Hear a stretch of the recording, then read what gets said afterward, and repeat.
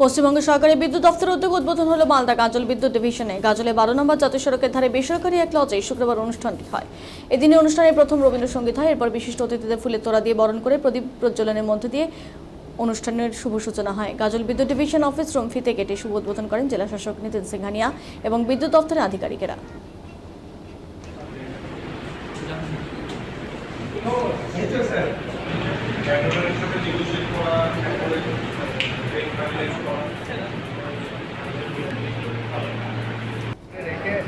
একসময় গৌরবঙ্গ নামে খ্যাত ছিল এবং গৌরবঙ্গের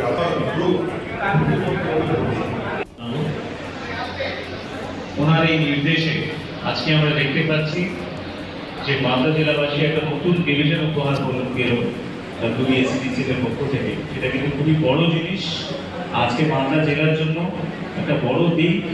যেখানে আজ পর্যন্ত শুধু দুটো ডিভিশন ছিল, we had Malda north division and south division, এবং এই গাজল ডিভিশন হয়ে 5টা কাস্টমার কেয়ার সেন্টার্স, এবং যা আমি জানতে পারলাম more than 2.5 lakh consumers, 2.5 lakh consumers এই পার্টিকুলার ডিভিশন ক্যাটার করবে।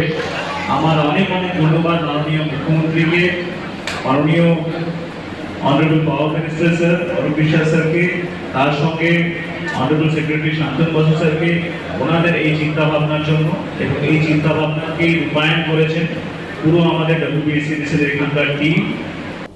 আর কিছু বলার মধ্যে গাজল ডিভিশনের চালক অনুষ্ঠান আর কিছু বলার মধ্যে